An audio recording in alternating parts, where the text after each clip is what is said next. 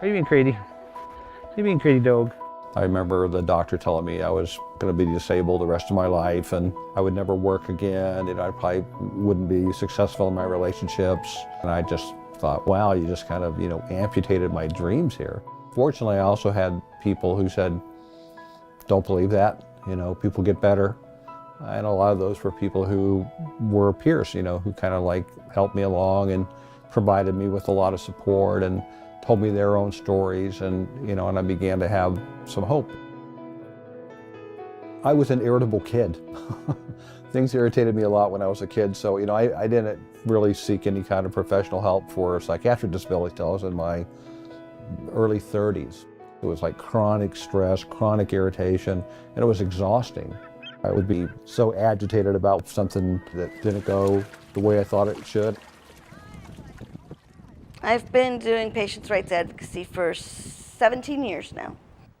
Agitation is a state where somebody is feeling extreme frustration and extreme discomfort and is trying to find a way to get themselves understood or get their need met and feels that that's not happening and that they need to express themselves in this extreme manner in order to be heard or in order to get what they need.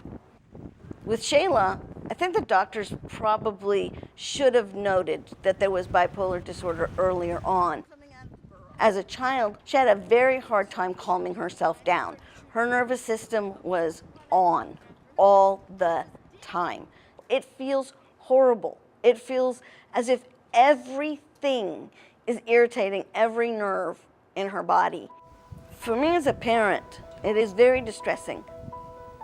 What tools can I give her that she'll be able to carry with her her whole life? We think of it along the lines of the worst headache that you ever had and how difficult and painful that was and how you really wanted it to be taken care of and be cured as quickly as possible. When we're talking about mood disorders and agitation, the ones that we tend to see the most with agitation would be bipolar and acute mania, or sometimes in a mixed bipolar situation where it's kind of a mix of mania and depressive symptoms. Schizophrenia, especially if somebody's having what we call an acute exacerbation. When somebody has an acute intoxication state, anything that's kind of giving people a little bit more energy than they would like at the time can put them at risk for agitation. Probably the most important thing that we think should be involved in the process of working with somebody with agitation is helping people to calm down and regain control on their own with a little bit of help from us. It's more important to listen than to talk. They say you have two ears and one mouth, so you should listen twice as much as you talk. I think that probably goes double if you're trying to work with someone and be empathetic and learn from someone about what's going on, what's happening right now. Not what's wrong with you. You're broken and we're here to fix you, but just what's going on. Peers are really good at this because they've been there and done that. To just listen. Really, listening is so powerful. When you feel not understood and not listened to, you escalate. It takes a while sometimes to figure out what the need is, because when somebody's in an agitated state, they sometimes don't express themselves in the most logical way. What I'll say is, I want to hear what it is that's going on with you, and I'm having trouble hearing you when you're this worked up and you're this loud. Can you talk to me in a more normal tone of voice? And then I'll really listen to what it is you need so that I can try to help you with what it is you need. If you help meet that need, even part way, I think it makes people feel listened to. It makes people feel like that they're able to have some control over their life in an area where maybe they weren't feeling they had any control at all. When we think about losing control, one of the ways you regain control is if you feel you have your own ability to make decisions. And so offering people choices gives them the chance to choose and gives them a little bit more of a say in what's going on around them. And that in and of itself can help people to relax. That's your mama? Oh, that's your mama, huh? My wife understands what I live with. She just, loved me and accepted me and, and let me love her too.